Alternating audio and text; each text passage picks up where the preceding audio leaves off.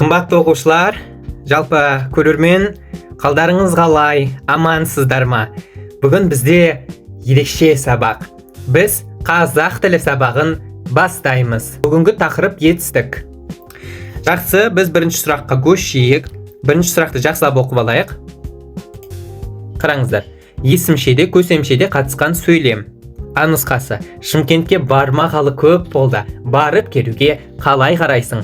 Б нұсқасы: шетелді көріп келді, бірақ бәрібір туған жеріне қайтып оралды. С нұсқасы: футбол көруге бармақ болды, алайда жаңбыр жауған еді. Және Д нұсқасы: мүмкіндігің болса, ақшаңды аямай бал оқыт. Жақсы, қайсысы деп ойлайсыздар? Жақсылап ойланып алыңыздар, немесе видеоны тоқтатып, ойланып алыңыздар, қарап алыңыздар. Жақсы, қайсысы деп ойлайсыздар? Бұл бізде негізінен В нұсқасы. Жақсылап оқиықшы, әр нұсқаны талдайық. Осындай ұзын сөйлем келіп қалуы мүмкін, талда деп. Сол себепті сондай кезде іркіліп қалмай, шошып қалмай, өзімізге нық сенімді болайық. Жақсы, қараңыздар. Шымкентке бармағалы көп болды. Бармағалы. Ғалы келі, қалы келі. Бұл бізде көсемше, Қараңыздар, бармағалы көп болды. Болды да жоқ. Барып келуге қалай қарайсың? Барып, ұп. Ба бізде көсемше. Екеуі де көсемше болып тұр, яғни есімше жоқ. А нұсқасы сол себепті жарамайды. Енді С нұсқасына көшейік. Қараңыздар, футбол көруге бармақ болды. Бармақ болды. Алайда жаңбыр жауған еді. Қараңыздар, бармақ. Мақ, мек, бақ, бек бізде көбі ойлайды ол көсемше деп, немесе есімше де емес, көсемше де емес деп, көбі солай деп ойлайды, шатасады. Бірақ жаттап алыңыздар. Мақ, мек, бақ, бек, пақ, бек келсе, бұл міндетті түрде есімше. Яғни бізде бірінші етістігіміз есімше. Екіншіше, қараңыздар, алайда жаңбыр жауған еді. Болды да жоқ. Қараңыздар, жаңбыр жауған. Ған, ген, қан, ген. Бұл есімше. Яғни екеуі де есімше болғандықтан, яғни осы жерде көсемше жоқ болғандықтан, және де көсемше жоқ болғандықтан, С жауабы, С нұсқасы бізге жарамайды. Енді Д нұсқасына көшсек, қараңыздар, мүмкіндігің болса, ақшаңды аямай бал оқыт. Са бізде жарамайды. Есімше де көсемше де емес. Бұл бізде шартты рай, шартты раймен байланысты жұрнақ. Қараңыздар, аямай бал оқыт. Оқытта бар ма? Оқытта жоқ. Енді қараңыздар, аяма, қараңыздар, ая. Түбірі ая, ма. Бізде болымсыз етістіктің жұрнағы. Болымсыз етістіктің жұрнағы. Осы жерде міне А нұсқасындағы бармағалыда да дәл солай болымсыз етістіктің жұрнағы бар. Қараңыздар, бар, ма, сол жердегі ма бізде болымсыз етістіктің жұрнағы. Енді жарайды, аямай, қараңыздар, қайтып соған оралайық. Аямай, и бізде көсемше, а, е, и, бірақ бізде есімше жоқ, сол себепті жарамайды. Енді қараңыздар, дұрыс жауабы: шетелді көріп келді, бірақ бәрібір туған жеріне қайтып оралды. Қараңыздар, көріп келді.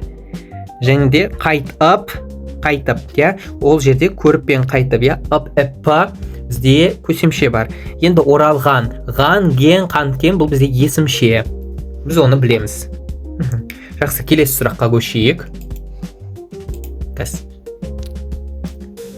Жастардың ойы ояу, сөзі түзу болса игеді. Осы жерде қандай рай түрі бар? Ойланып көріңіздер. Бұл сәл қиындау, жаттықсын, білсін деген ниетпен осындай сұрақ құрастырған едім. Жақсылап ойланыңыздар. Сәл қиындау. Жастардың ойы ояу, сөзі түзу болса игеді. Игі еді. Ашық рай ма, шартты рай ма, қалау рай ма, бұйрық рай ма? Бұл негізінен қалау рай. Қайтып оралайық. Қараңыздар, егер болса игеді. Көбі менің ойымша шартты рай деп ойлап қалған сияқты. Шартты райға ұқсайды. Себебі қалау райының бірнеше түрі бар, жасалу жолы бар. Оны да білу қажет, бірақ осы түрі көбіне келе бермейді, жиі келе бермейді, бірақ бәрібір де білу қажет, ауадай қажет деп айтайын ба, ауадай қажет. Қараңыздар, болса игеді. Қараңыздар, етістікке са, се жұрнағы жалғанады. Міндетті түрде шартты рай сияқты, шартты райындай, са, се бар. Бірақ қараңыздар, игі еді деп қалауын білдіріп тұр ғой, мәселен.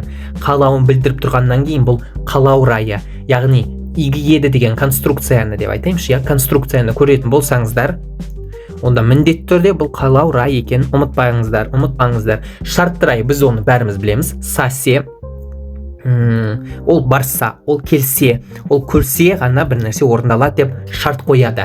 Енді бұйрық райы, сен бар, сен кел деп нақты бұйырып тұр. Және де бұйрық райының бір ерекшелігі, егер бұйрық райында сөйлемінде бұйрық райында болғандықтан бұйырып тұр ғой.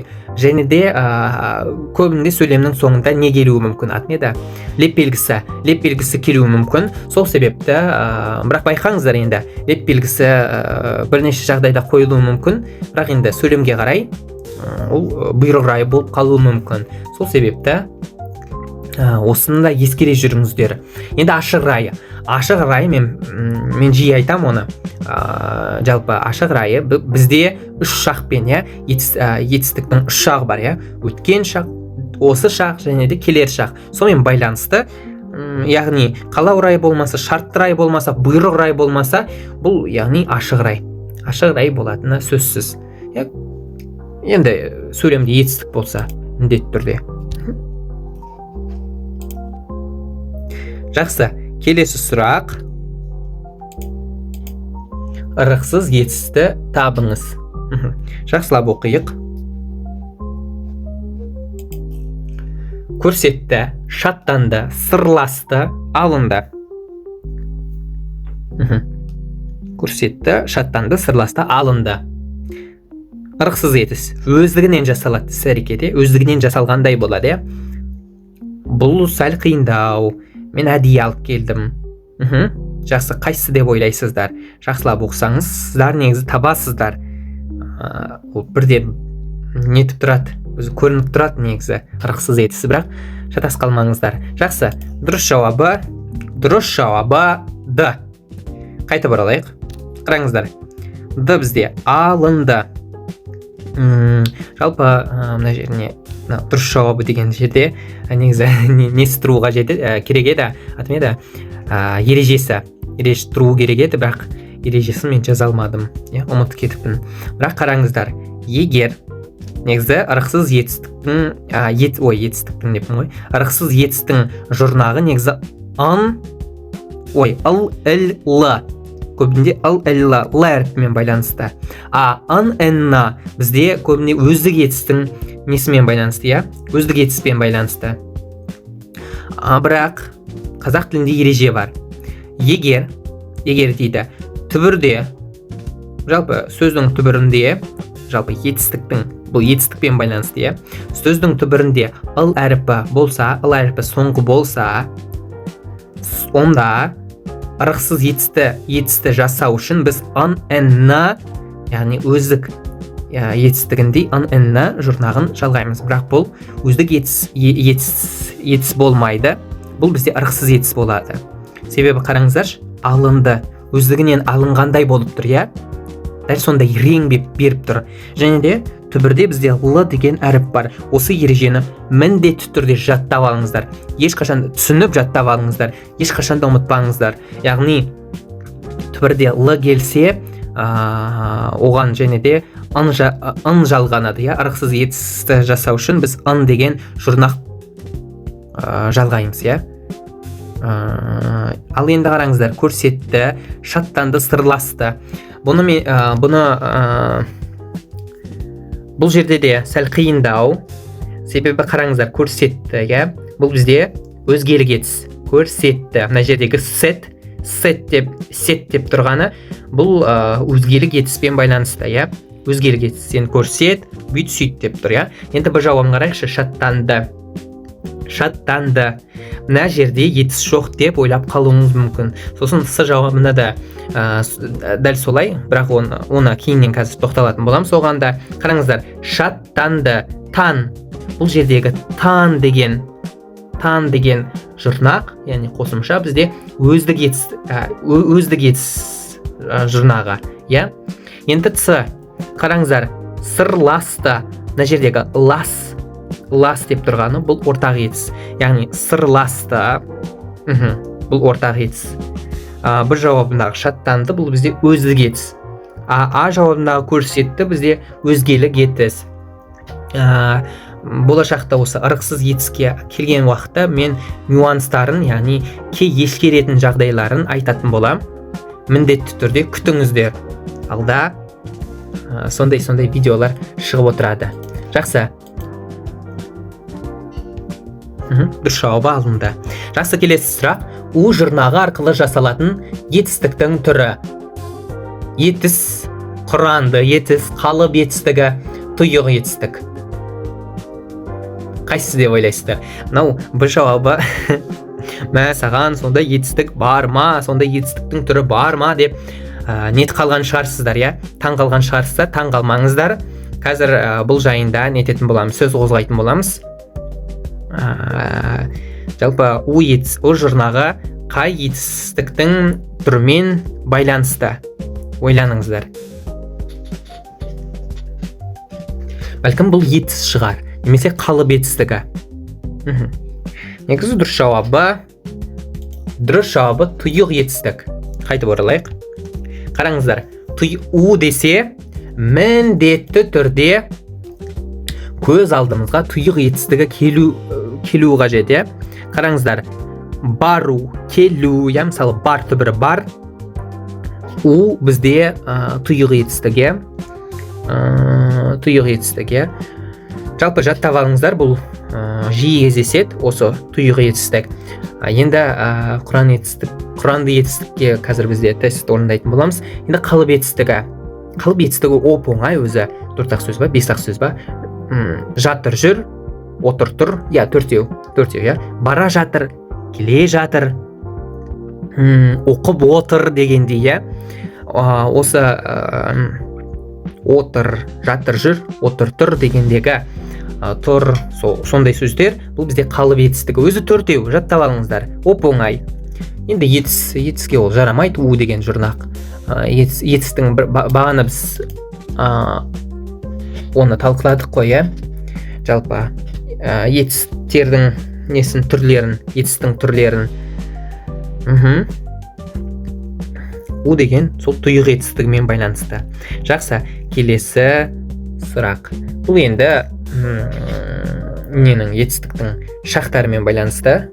Үш жағы бар ғой етістіктің. Бағана біз айтқан едік. Есімізге түсірейік. Өте қарапайым мысал, бірақ көбі қателесіп жатады. Ой, оп-оңай ғой, неменесіне жаттаймыз деп, неменесіне оқимыз деп, нетеді де, осы тақырыпты өткізіп алады да, өткізіп жібереді де, кейін осылай қиналып отырады. Көп оқушылардың бір осындай кемшін тұсы бар. Бірақ сіздер осындай қателік жасамаңыздар. Міндетті түрде шақ болсын, етіс болсын. Жалпы қазақ тіліндегі барлық тақырыпты оқып, адал болыңыздар, былайша айтқанда. Жақсы. Сен келдің бе? Бұл бізде ауыспалы өткен шақ па, жедел өткен шақ па, нақ осы шақ па, ауыспалы осы шақ па? Ойланыңыздар. Оп-оңай негізі. Бірақ оны білу қажет, оны түсіну қажет. Мәселе сода. Жақсы. Дұрыс жауабы жедел өткен шақ. Қайтып оралайық. Сен келдің бе? Көп осы жерде шатасқан сияқты. Себебі сен келдің бе? Дәл қазір келіп тұрсың ба деп сұрап тұр ғой деп ойлап қалған шығар. Немесе ауыспалы осы шақ деп белгілеген сияқты ауыспалы осы шақ. Жоқ, бұл негізі ауыспалы өткен шақта емес, нақ осы шақта емес, ауыспалы осы шақта емес, бұл бізде жедел өткен шақ. Жедел өткен шақтың жасалуы, қараңыздар, бізде түбірге д, т жұрнағы мен бірінші, екінші жақта жұрнағы жалғануға жет, иә? Және де ол бірінші немесе екінші жақта болуға жет, иә? Мысалы, бардым дегенде, иә? Сен келдің бе деп сұрап тұрмыз, иә? Сен екінші жақ болып тұр ғой. Жақсы. Енді соңғы сұрақ, бағана біз осы етістікпен бағана осы етістікті көріп қалған едік, иә. Бір нұсқада келген еді, білесіздер, иә, құранды етістігін енді табу қажет. Келген еді, жақсы көр, бара жатыр, тарланады. Жалпы немен байланысты деп ойлайсыздар? Құранды етістік. Осы етістіктің түрі келсе, балалар бар білгенін жаттаса да, енді көбінде бар білген ұмыт қалады.